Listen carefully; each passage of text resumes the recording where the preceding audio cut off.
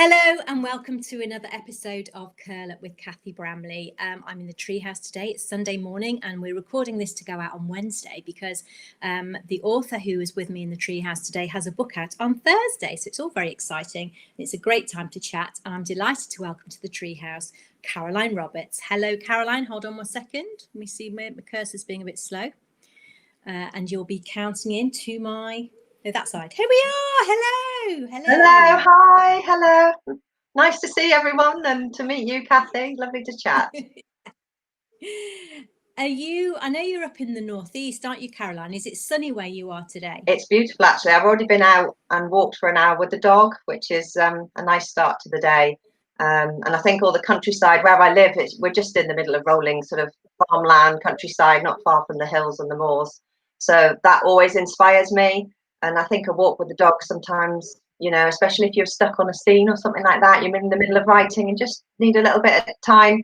That's often my little means of getting out and about and just taking a bit of a step back. And sometimes when you're not meant to be writing, that's when the best ideas come, I think. You know, you can get a little ping moment. Yeah, I agree. I do the same. I'll often stop, and I've got a dog as well, and I live in the countryside. So if I'm stuck, I'll get Pearl, give her lead a shake, and off we go. And quite often, just getting away and letting your head unknot those little problems is a good way to solve the next bit of the scene. I sometimes find. Yeah, exactly. I think with my books, because we were just talking earlier. I was going to say my book's being set in Northumberland. Where I walk is also often where the setting is. So I get lots of inspiration from that, just looking at the view and thinking, you know, what might happen in this kind of, if they were going to do a walk or what's happening on the farm at that time. I'm watching tractors and animals and, you know, it's all just there before me as well. So it keeps it very present in my head.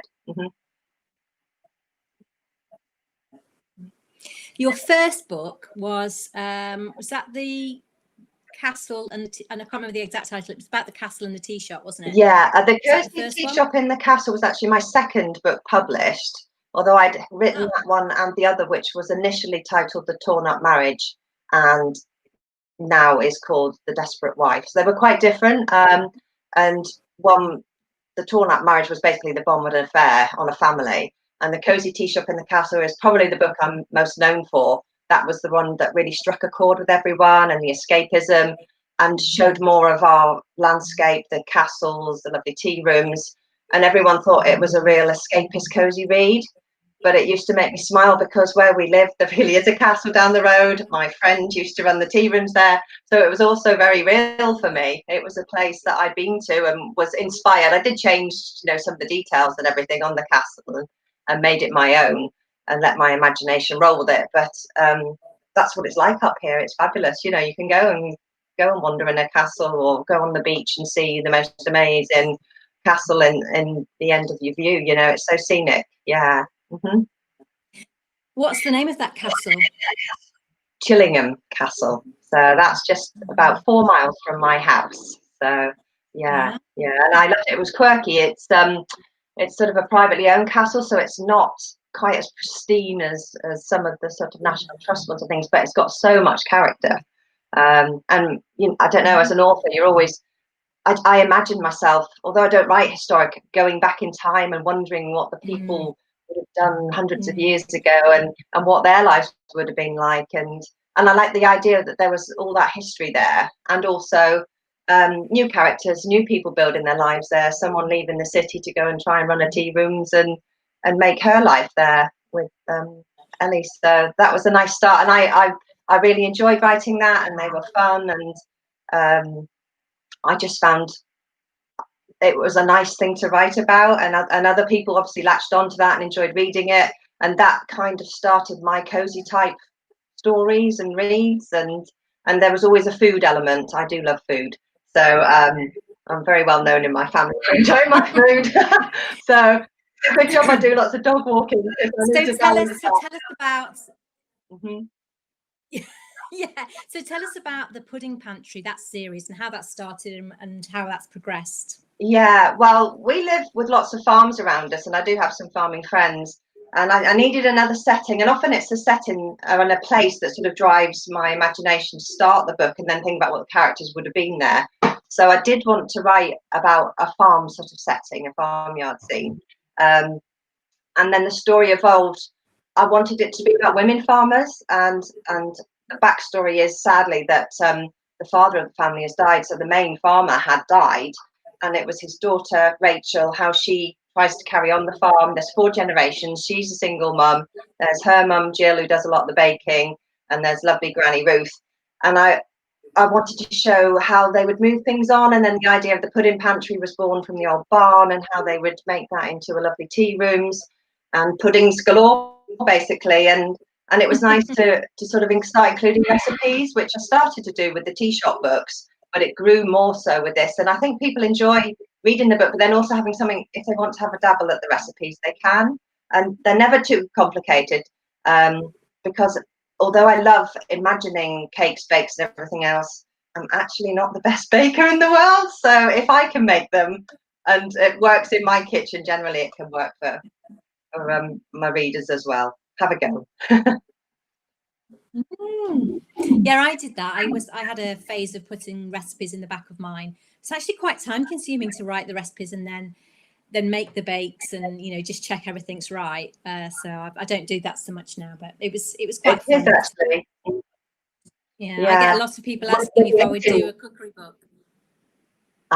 Yes, I've had that question, but it's a different thing altogether, isn't it, than sort of that creative writing and getting your head into your story and your characters to then make sure you've got all the ingredients and the recipe right and how to do it, make it yourself, take some photographs. Yeah. But it's nice, and I think I like that the two go together, that people enjoy the bakes. Yeah. So tell us about this one then, Caroline. Yeah, so Summer at Rachel's Pudding Pantry is the 3rd in the series, and I think possibly the last, although I'm always open-minded. I felt after the 2nd, there was only ever really going to be 2 books originally. My other series books were always just the 2, and I felt I'd said everything I wanted to in the story at that point. But there seemed to be so many sort of unfinished issues, and it was a Christmas book before, which was set on that sort of time scale and all the lovely Christmassy things. But it needed to spill over, and it needed to go into the summer to almost let everyone know what happened next. And I had so many ideas that I wanted to put in, and there's a little hint of wedding bells and things happening on that front. So it's got a different feel and a lovely summery feel. And I enjoyed writing it. I just got caught up with all the sort of detail and what was happening in their lives now and how the pudding pantry was going. And it went more into a kind of a conversation about love and marriage, because as well as the perhaps wedding bells, there's an engagement obviously on the go. It was also about Jill's new relationship, basically Rachel's mum, who's been widowed, and how that works when you're a sort of slightly older in a new relationship, and how that works with the family. And then also her best friend Eve is having marital problems. And there's issues around a sort of longer marriage that's maybe getting a bit stale, and when you're not making the effort. So it was nice to have 3 different relationships sort of on the go. And this book's a bit different in that I write a little bit in Eve's perspective as well. So it's not just from Rachel's point of view. And that I enjoyed doing that. So I like to sort of switch things up a bit. I don't want to be writing the same book every time, and I want the readers to find it is a new story, even though it's the same characters.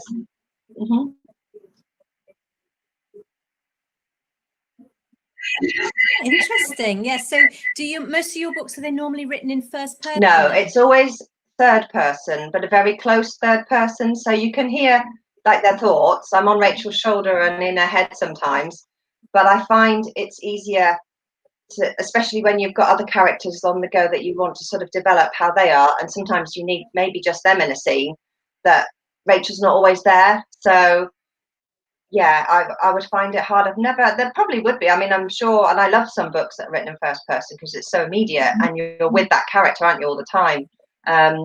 But so far, the novels that I've had published have been in like a very close 3rd person.